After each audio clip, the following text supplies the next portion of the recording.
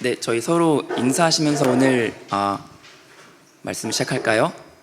환영합니다. 웰컴. 서로 인사하시겠습니다. 환영합니다. 그럼 함께 말씀 같이 읽으시면서 오늘 말씀 나누겠습니다. 여호와께서 모세에게 말씀하여 이르시되, 보라, 내가 이스라엘 자손 중에서 레위인을 택하여 이스라엘 자손 중에 태를 열어 태어난 모든 자를 대신하게 하였은즉 레위인은 내 것이라. 처음 태어난 자는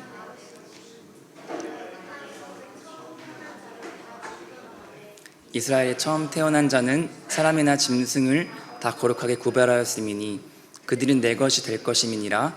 나는 여호와이니라. 아멘. 저희 목사님께서 그 외대 글로벌 캠퍼스 수요 저녁 예배 말씀을 나누러 가셔서 오늘은 제가 대신 말씀을 나누게 되었습니다. 저희가 방금 읽은 성경 본문 민수기죠. 민수기, 영어로는 넘버스, 숫자들이란 의미의 성경입니다. 근데 이것의 히브리어 성경 제목은 무엇일까요? 갑자기 질문입니다. 히브리어 성경 제목은 광야에서라고 합니다. 광야에서. 그래서 한국말로는 민수기 숫자, 영어로 numbers 숫자, 근데 히브리어 원어로는 광야에서. 좀 다르죠? 애굽에서 해방된 이스라엘 백성들 가나안에 들어가기까지 40년 동안 광야에서 하나님의 훈련을 받는 내용이 민수기에 담겨 있습니다. 저 위에 인생을 광야로 비유하죠. 철로역정이란 책이 있죠. 철로역정. 존 버년의 아주 유명한 책. 많은 그리스도인이라면 책으로 읽든 아니면 게임으로 하든 여름 성경학교 때 하든 한 번쯤은 들어봤을 한 크리스천 천국 가기까지 여정을 담은 게 이제 철로역정. 저희도 하나님 나라에 들어가기까지 훈련을 받습니다. 좀 더 구체적으로 보자면 20대, 30대 아주 열심히 일할 나이, 또는 40대, 길게는 50대, 요즘은 100세 시대라고 하니까 60대까지도 청춘이라고 해요. 이렇게 열심히 일할 나이에는 본격적으로 하나님의 광야 훈련을 받습니다. 특별히 20대의 삶이 참 팍팍하다고 느껴집니다. 요즘 같은 취업이 어렵고 국내뿐만이 아니라 전 세계 경제가 어려울 때 사회 초년생인 20대들의 삶이 더 힘들어지는 것 같습니다. 30대가 되면은 좀 안정될 것이라고 생각을 했습니다. 근데 30대가 되어 보니까 그것은 또 아니더라고요. 그럼 40대가 되면 좀 다를까요? 주변을 보니까 아닌 것 같아요. 나름대로 각자 어려움이 있는 것 같습니다. 이렇게 젊음의 시기, 어쩌면 평생 저희는 하나님의 훈련을 받고 삽니다. 그러면 저희는 그러한 광야 훈련 시간 가운데 무엇을 낙으로 누리며 살아야 할까요? 무엇을 기쁨으로 누리며 살아야 할까요? 왜냐하면 이 팍팍한 삶에 소소한 기쁨이라도 있어야 되지 않나요? 그래야 좀 살맛이 좀 나지 않겠습니까? 어떤 사람들은 술로 달래죠. 친구들 또는 직장 동료들과 술잔을 기울이면서 삼겹살 구워 먹으면서 상사 욕하는 것 안주로 삼아서 마음속 스트레스를 해소합니다. 그러나 그것으로 허전한 마음이 채워질까요? 술은 허전하고 힘든 마음을 잊기 위해서 마시는 것이지 해결하기 위해서 마시는 것이 아닙니다. 어떤 사람은 취미로 삶의 낙을 누립니다. 주변에 보면은 온갖 동호회가 있죠. 제가 택시를 타면은 택시 기사분들과 좀 대화를 나누는데 택시 기사분들 중에 그렇게 운동에 목숨 거신 분들이 많이 있더라고요. 그래서 운동을 너무 심하게 해서 막 관절이 나가고 건강이 망가졌는데도 그걸 또 회복하고 또 한다고 하시더라고요. 그렇게 운동에 목숨을 겁니다. 또는 성별로 쉽게 빠지는 분야가 달라요. 남성은 주로 스포츠, 여성은 주로 쇼핑. 남성들은 핸드폰에서 쇼핑을 하고 있는 여성들을 잘 이해를 못해요. 여성들은 스포츠 경기를 매달려서 그것을 꼭 보고야만은 남성들을 이해를 못합니다. 그리스도인들, 이 험한 인생길에서 무엇을 그러니까 기쁨으로 누리며 살아야 할까요? 정답은 다들 아시죠? 하나님이죠. 하나님. 여러분, 하나님 생각하면은 막 기쁘십니까? 지금 한번 하나님을 생각해 보세요. 하나님, 나의 하나님, 막 기쁨이 넘쳐 나십니까? 그래야 하죠. 그래야 하죠. 근데 그렇지 않죠. 물론 그러신 분들도 있겠죠. 뭐 믿음이 좋으신 분들. 근데 저희의 인생길을 이렇게 광야길로 만드시고 천국 가는 그날까지, 그리고 이 젊은 시기에는 더욱더 여러 가지 방법으로 단련하시고 훈련시키시는 그 하나님, 마치 훈련 조교와 같으신 분, 마치 엄한 아버지와 같이 우리를 훈련시키시는 분, 그분을 생각하면은 기쁨이 넘치십니까? 저희는 하나님께 나아갈 수 없는 죄인이기 때문에 하나님이 어떤 분이신지를 잘 알지도 못할 뿐더러 무엇이 하나님의 축복이고 무엇이 하나님의 저주인지 구분할 줄 모르는 어리석은 자들입니다.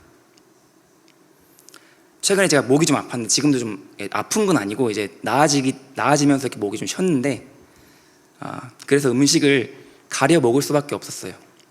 되도록 좋은 음식만 먹으려고 노력했습니다. 그러고 나니까 정말 굳이 음식을 다양하게 또 많이 먹을 필요가 없더라고요.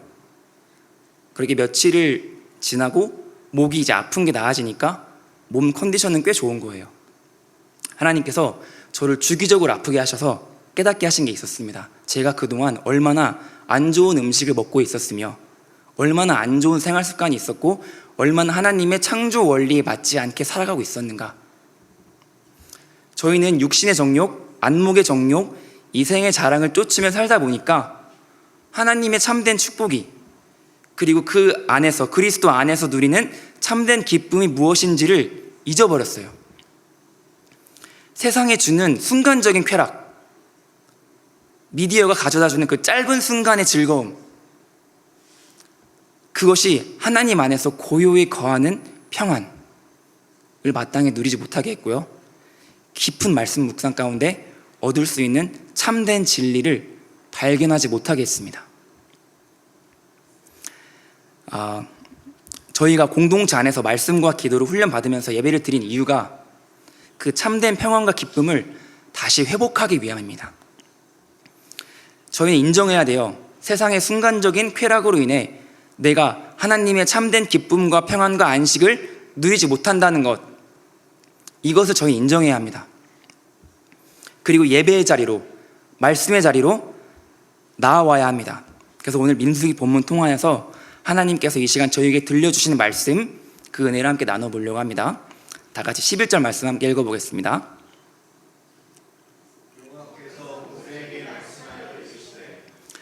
하나님께서 모세에게 말씀하신다고 합니다. 이 같은 표현은 사실 새로운 상황 전개가 시작되거나 혹은 새로운 주제를 시작하려고 할 때 사용되는 관용적 표현 중에 하나예요. 그래서 뭐 특별한 의미가 없을 수도 있어요. 그러나 더 중요한 것은 앞으로 전개될 내용이 사람의 생각으로 지어낸 것이 아니라 하나님의 계시에 의한 것이다, 즉 신적 계시다 라고 강조하는 표현이기도 합니다. 하나님께서 모세에게 말씀하여 이르시되, 성경에서는 하나님께 직접 말씀드렸던 사람들이 있었습니다. 노아, 아브라함, 사무엘, 그리고 오늘 본문과 같은 모세. 저희는 어떤가요? 저희는 하나님의 말씀 직접 듣나요? 들으시는 분은 꼭 저에게 알려주세요. 저도 무슨 말씀을 하시는지 궁금합니다. 저희는 하나님의 말씀을 성경 말씀을 통하여 듣습니다. 하나님이 나에게 하신 말씀을 성경 말씀을 통하여 발견합니다. 나 하나님의 뜻이 무엇인지 모르겠어. 하나님의 인도하심을 그냥 기다리고 있는 중이야. 이렇게 하나님 음성 듣기 원하신다면 성경 말씀을 펴서 보시면 됩니다. 이 성경 말씀 전체가 곧 나를 향한 말씀입니다. 근데 또 이렇게 생각할 수 있을 것 같아요. 그런데 성경은 하나님께서 다른 누군가에게 하신 말씀이잖아. 오늘 말씀처럼 하나님께서 모세에게 하신 말씀이잖아. 아니면 아브라함, 다른 누군가. 근데 그러한 말씀들도 하나님께서 하신 말씀들, 다른 사람에게 말씀들, 내가 믿음으로 받으면 하나님께서 나에게 하신 말씀이 됩니다. 내가 믿음으로 받으면 하나님께서 성경에 기록되어 있는 축복을 나에게 하신 말씀으로 주신다는 거예요. 저희 다 같이 한번 디모데후서 말씀 같이 읽어보겠습니다. 모든 성경은 하나님 감동으로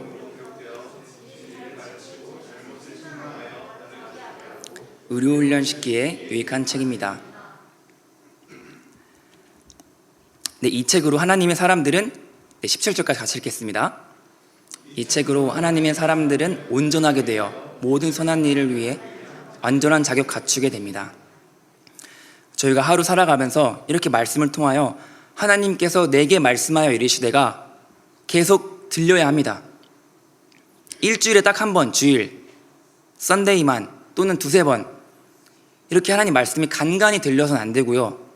하나님 말씀이 매일매일, 그리고 하루 중에서도 아침, 점심, 저녁 하루 종일 하나님께서 내게 말씀하여 이르시되, 하나님께서 나에게 말씀하여 이르시되, 하나님께서 성공이에게 말씀하여 이르시되가 여러분 삶 가운데 매일매일 이루어져야 돼요. 우리가 하나님 믿는다고 하면서 하나님께서 나의 삶을 인도해 주시기를 기도하면서 하나님께서 내게 말씀하여 이르시되 이게 이루어지지 않으면 결국 내 생각대로 살아갈 수밖에 없습니다. 그래서 하루에 수시로 생각해 봐야 돼요. 지금 내 마음에 하나님 말씀이 있는지, 지금 내게 떠오르는 말씀이 있는지, 지금 내가 붙들고 있는 말씀이 있는지 체크해 보셔야 돼요. 저희가 너무나 잘 알고 있는 말씀 시편 1편 1, 2절을 같이 한번 읽어보겠습니다. 복 있는 사람은 악인의 길을 따르지 아니하며 죄인의 길에 서지 아니하며 오만한 자의 자리에 앉지 아니하며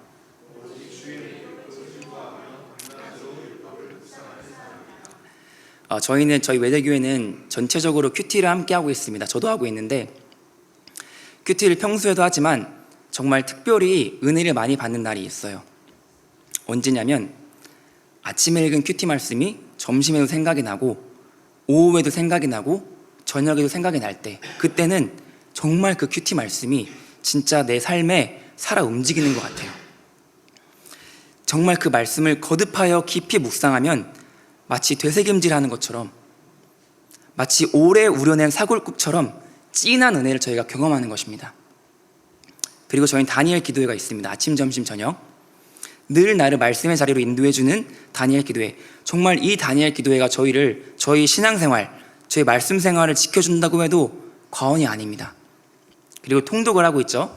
저희가 말씀이 정말 필요하고 정말 내 영혼이 목마름 느껴질 때 말씀을 읽어야 하긴 했는데 어디 읽어야 할지 모를 때가 있잖아요. 저희는 늘 항상 채워야 할 말씀의 분량이 있습니다. 다들 통독 잘하고 계시죠? 하나님께서 내게 말씀하여 이르시되를 경험해보지 못한 사람은 하나님의 인도하심을 제대로 받지 못한 사람입니다.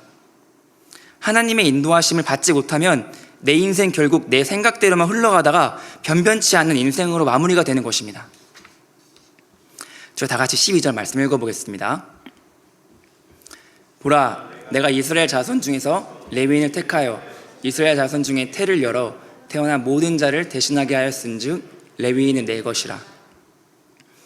12절에 하나님께서 이스라엘 자손 중에 레위인을 택하셨다라고 말씀하셨습니다. 성경에서 레위인은 특별한 사람들이죠. 하나님의 성전의 여러 가지 일을 맡은 사람들, 하나님께서 특별하게 구별한 사람들이 바로 레위인들이죠. 왜 하필 하나님 레위인을 택하셨을까? 거기 다른 지파들도 많은데 왜 하필 레위인을 택하셨을까? 여러 가지 신학적인 의견들이 있습니다. 첫째, 창세기 49장에 임종을 앞둔 야곱이 그의 셋째 아들 레위에게 한 예언, 그의 후손들이 이스라엘 모든 지파 가운데 흩어져 살 것이다. 이 예언 때문에 레위의 후손인 레위 지파가 이스라엘에 흩어져서 하나님의 성전은 돌보는 일을 하였다라는 의견이 있습니다. 둘째, 금송아지 숭배 사건으로 인하여 하나님께서 우상 숭배한 이스라엘 백성들 멸하시려고 할 때 레위 지파가 나서서 전적으로 하나님께 헌신했기 때문에 하나님께서 그 이후에 그들에게 성막 봉사라는 중요한 임무를 맡기셨다. 근데 그러한 이유들 외에 가장 중요한 이유는 무엇이냐면 하나님께서 레위인들을 선택한 가장 궁극적인 이유는 하나님께서 그들을 주권적으로 선택하셨기 때문이다. 그냥 하나님께서 레위인 선택하셨다. 하나님께서 원하셔서 레위인들을 선택하셨다. 이 12절에 나온 택하다라는 원어 라카흐티는 이제 문법적으로 동사가 미완료형이 아닌 완료형이라고 해요. 그 말은 하나님께서 레위인들 선택하신 것은 이미 오래전부터 계획된 것이다. 여기서 택하다 단어는 다른 곳에도 나오는데 저희가 한번 에베소서 1장 4절 말씀 같이 읽어보겠습니다. 곧 창세 전에 그리스도 안에서 우리를 택하사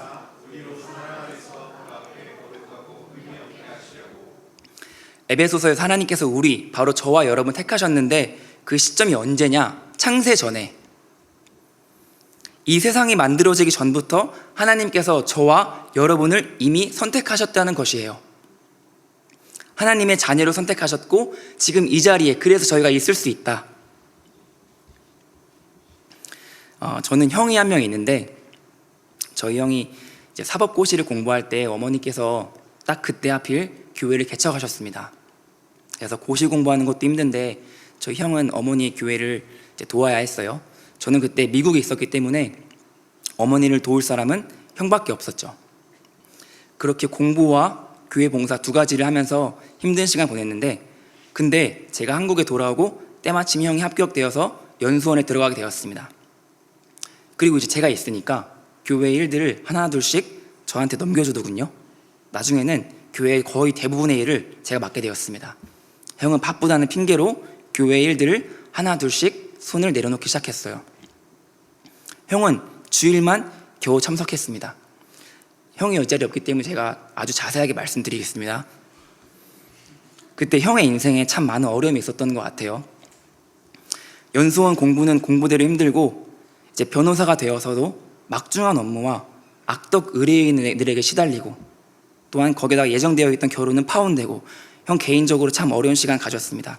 그리고 하나님의 은혜로 오랜 시간이 흘러 다시 회복되었는데, 그러다가 제가 결혼을 해서 외대교를 와야 되니까 형이 내심 불안한 것 같아요. 그래서 저한테 너 정말 가야 되냐? 너 아내는 거기 있고 너는 여기 있으면 안 되냐? 서로 따로따로 하면 안 되냐? 그렇게 말도 안 되는 말을 했습니다. 그래서 제가 제가 가면은 그 일들이 형이 해야 됐기 때문에 이제 불안했던 것이죠. 시간이 흘러서 저희 부부와 형의 부부가 식사하는 자리에서 형이 이런 얘기 해주셨어요. 사실 어머니가 개척하실 때 하나님께서 한 가지 꿈을 보여주셨다고 해요.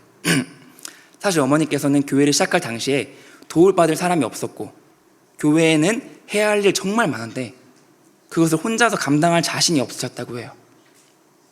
그렇게 걱정을 하면서 기도하는 중 어느 하나님께서 한 꿈을 보여준 거예요. 그 꿈에 교회가 나오고 그 앞에 딱 저의 형이 서 있더랍니다.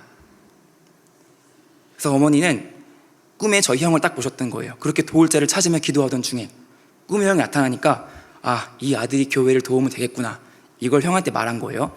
형이 그때 나중에 저희와 식사하면서 얘기할 때 이렇게 말했습니다. 왜 하필 나냐고, 꿈에 나타난 게 왜 하필 나냐고, 제가 아니라 다른 사람이 아니라 왜 하필 나냐고. 그렇게 이제 시간 지나서 우스갯소리 얘기했는데 형은 이제 그 이야기를 듣고 그 어려운 공부를 하면서도 그렇게 열심히 도왔던 거겠죠. 사랑하는 여러분, 왜 하필 나냐고요? 왜 하필 하나님께서 나를 부르셔서 이 어려운 일을 시키시냐고요? 왜 하필 하나님께서 나를 부르셔서 이 ISF를 시키시냐고요? 하나님께서 그렇게 하신 걸 어떡합니까? 하나님께서 여러분을 택하신 거예요. 하나님께서 여러분을 택하셔서 이 자리 가운데로 이끄신 거예요. 내가 너를 택하였다. 내가 너를 택하여 이 일을 맡겼다. 이것이 하나님께서 오늘 저희에게 하시는 말씀입니다. 하나님께서 여러분 택하신 것 마음에 들지 않습니까? 나 대신 다른 사람 택하시지.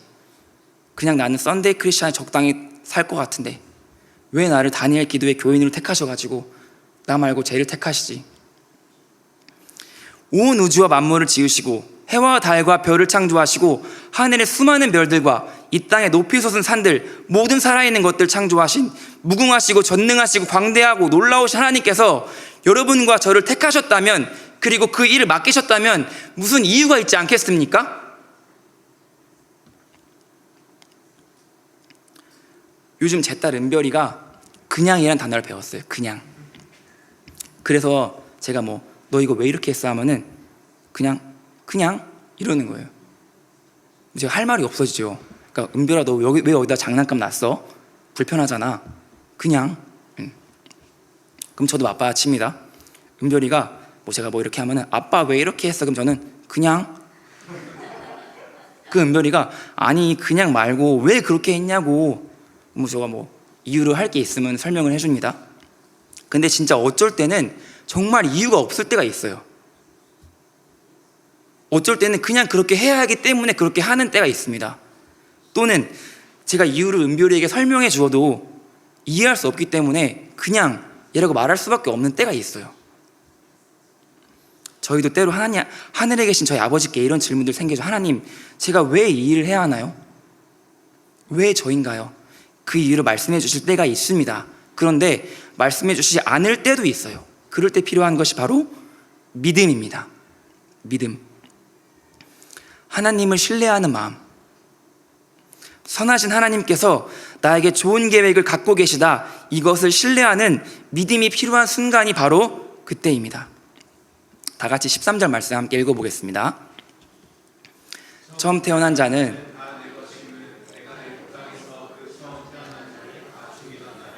이스라엘의 처음 태어난 자는 사람이나 짐승을 다 거룩하게 구별하였음이니 그들은 내 것이 될 것임이니라.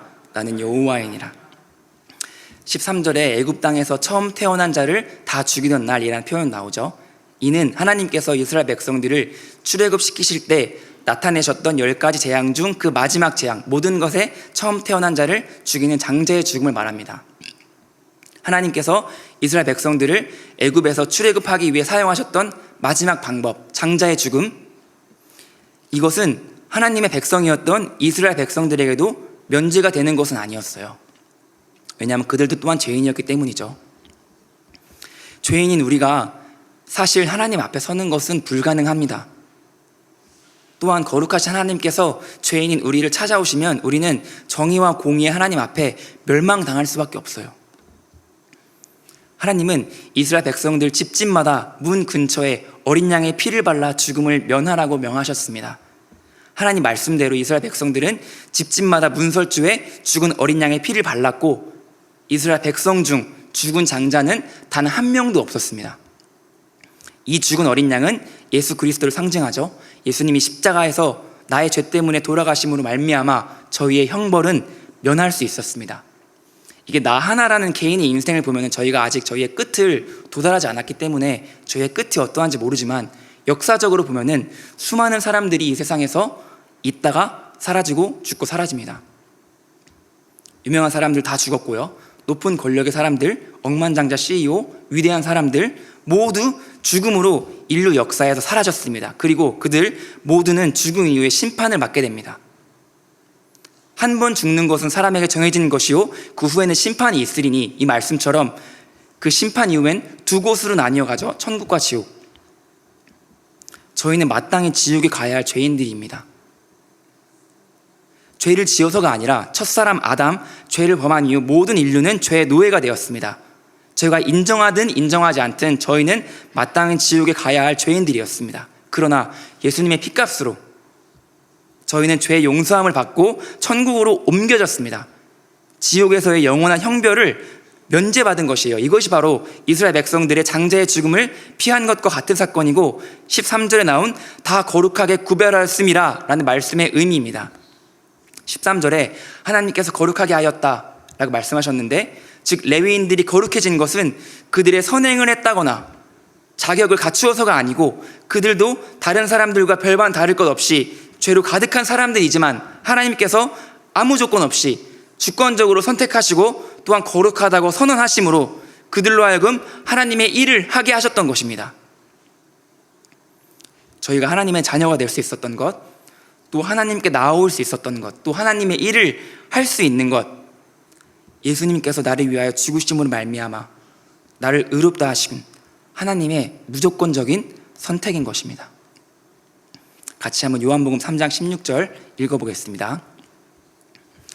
하나님께서 세상을 이처럼 사랑하사 독생자를 주셨으니 이는 그를 믿는 자마다 멸망하지 않고 영생을 얻게 하려 하심이라.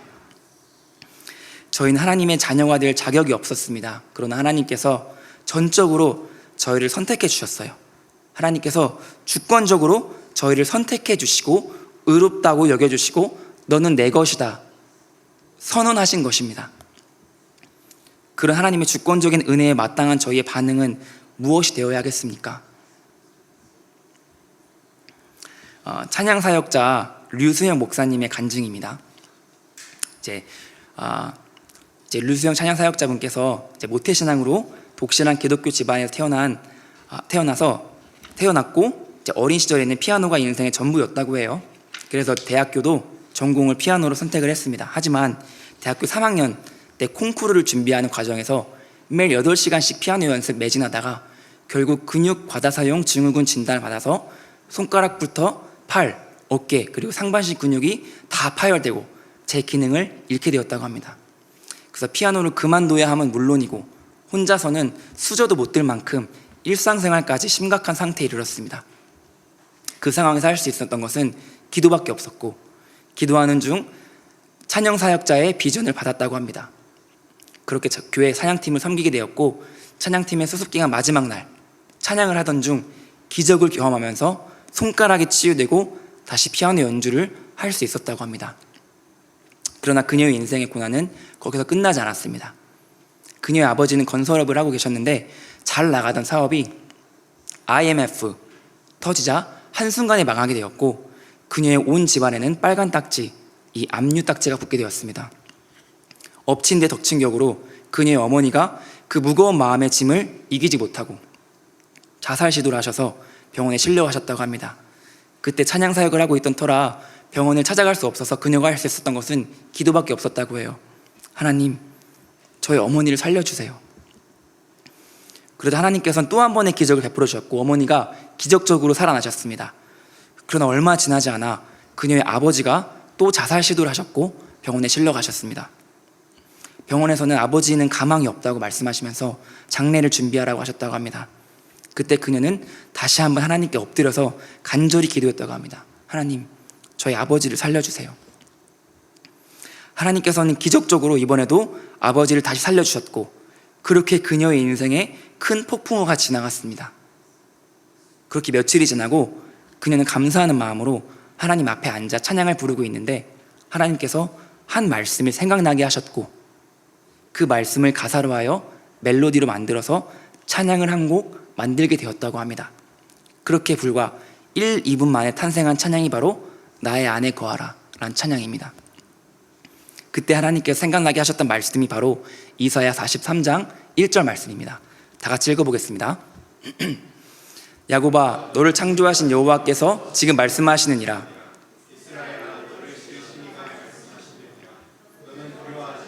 내가 너를 구속하였고 내가 너를 지명하여 불렀나니 너는 내 것이라. 사랑하는 여러분, 저희가 아무리 어려운 상황에 있더라도 말씀이 생각나면 살아날 수 있습니다. 그렇기 때문에 말씀이 저희 안에 늘 있어야 하는 거예요.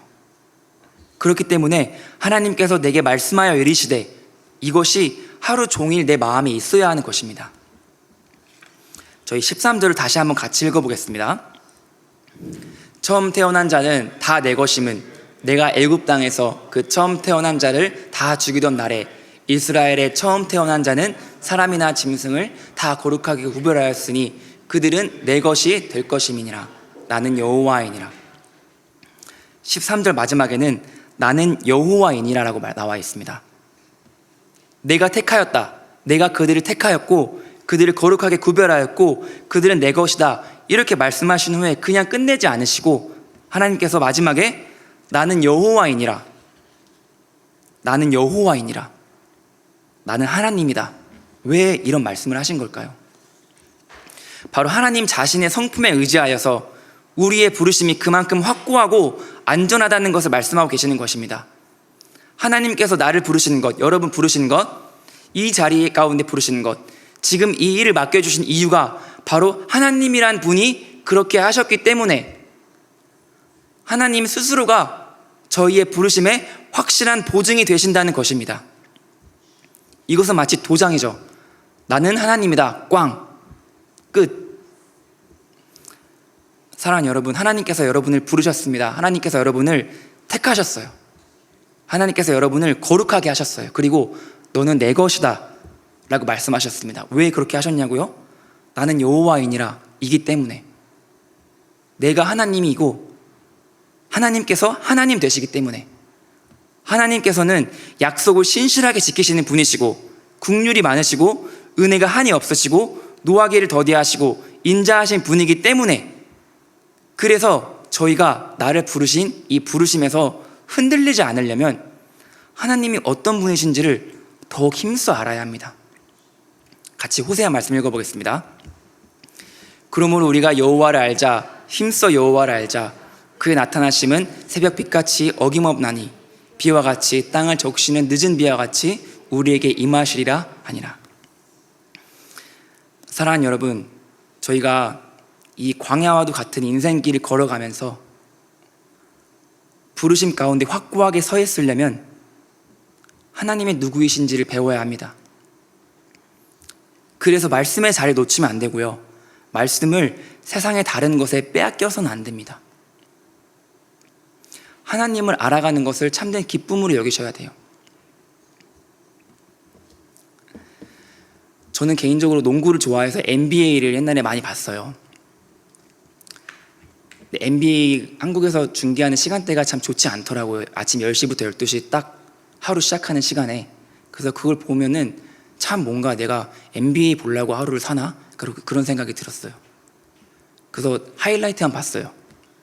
근데 보면서도 하나님께서 뭔가 이거 기뻐하시지 않으시는 것 같은 거예요. 그때가 제가 임용고시를 공부하고 있을 때인데 저의 유일한 낙은 NBA 하이라이트 보는 것이었어요. 그게 좀 시간이 돼서 저의 습관으로 잡혔는데, 임용고시 이제 안 하고 그 이후에도 저에게 그게 습관으로 되어 있더라고요. 조금만 제가 힘들면 그냥 NBA를 보더라고요, 그 하이라이트 영상을. 근데 하나님께서 지속적으로 저에게 좋지 않다는 마음을 주셨어요. 저는 제가 끊을 자신이 없었기 때문에 기도하면서 하나님께서 구했습니다. 저희가 안 보게 해주세요. 저 이걸로 저 스트레스 해소하고 싶지 않아요. 이걸로 저 공허한 마음을 채우고 싶지 않아요. 물론 이제 좀 씨름이 있었고 뭐 넘어지는 게 있었고 실패가 있었죠. 근데 지금은 자신 있게 말할 수 있지만 저 NBA 요즘 안 봅니다. 사실 비시즌이기도 해요. 근데 곧 시즌이 시작되는데, 시즌 시작돼도 저는 아마 안 볼 것 같아요. 왜냐하면 관심이 없어졌어요.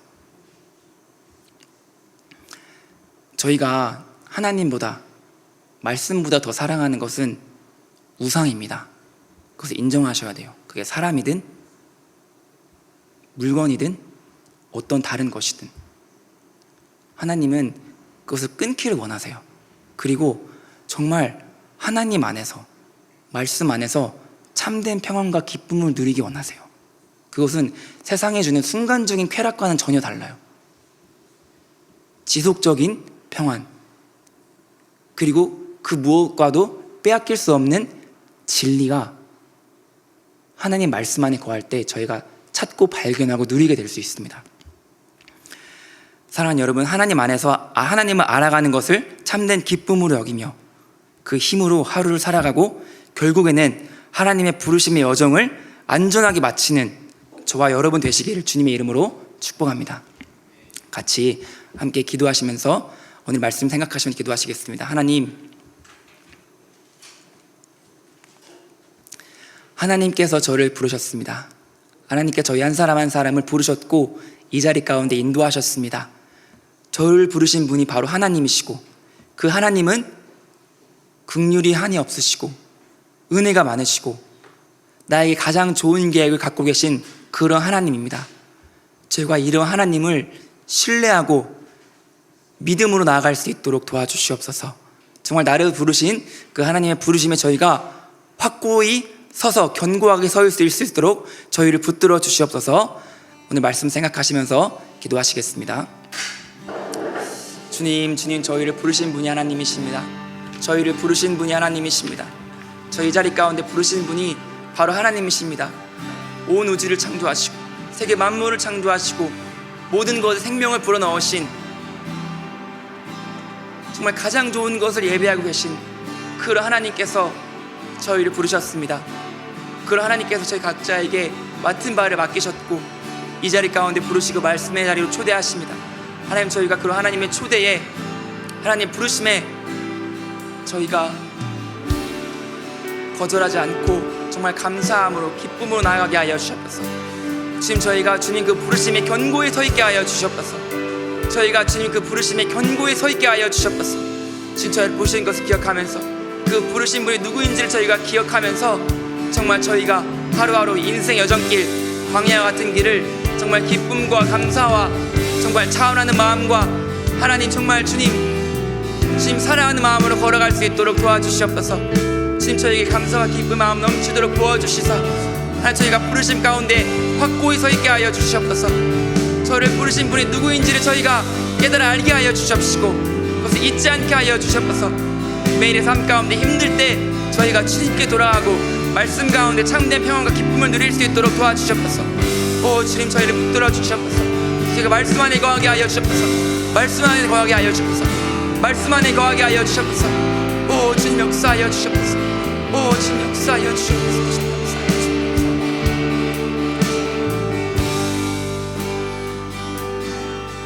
나의 안에 거하라. 나는 내 하나님이니 모든 환난 가운데 너를 지키는 자라. 두려워하지 말라. 내가 널 도와주리니 놀라지 말라. 내 손 잡아주리라. 나의 안에 거하라. 나의 안에 거하라.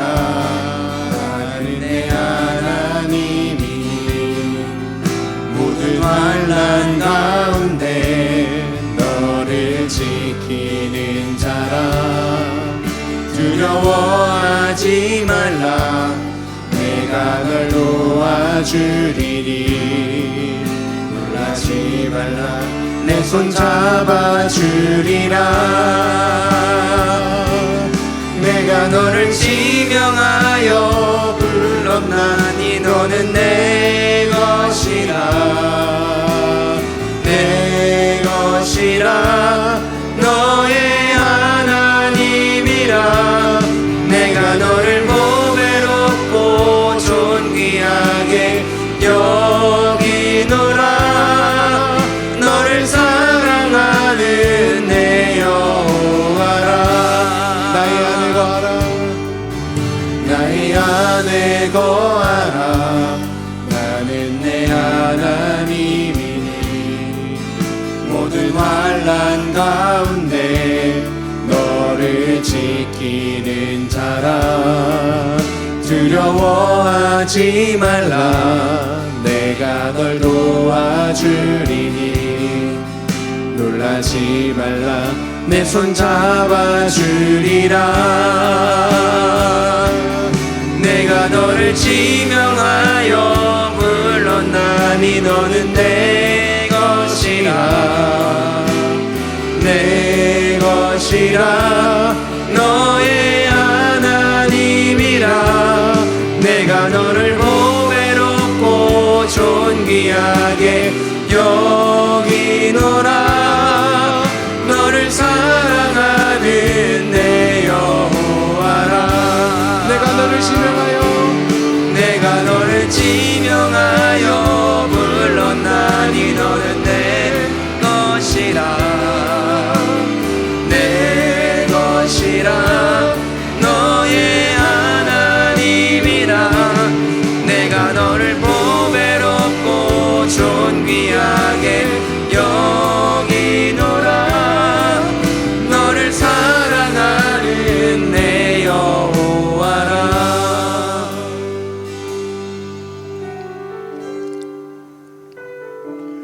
하나님 저희를 주의 자녀 삼아 주시니 감사합니다. 저희를 택하여 주시고 택한 것뿐만 아니라 저희를 거룩하게 하시고 주의 일을 할 수 있도록 저희를 거룩하게 하시고 의롭다 하신 주님 감사합니다. 저희가 정말 저희 각자의 인생의 여정을 마치는 그날까지 하나님 안에서 참된 평안과 기쁨을 누리며 살아갈 수 있도록 도와주시옵소서. 하나님의 부르신 그 부르심 안에 저희가 거하며 그 안에서 저희가 확신을 갖고 주님을 신뢰하는 마음으로 하루하루를 살아갈 수 있도록 도와주시옵소서. 예수님의 이름으로 기도드렸습니다.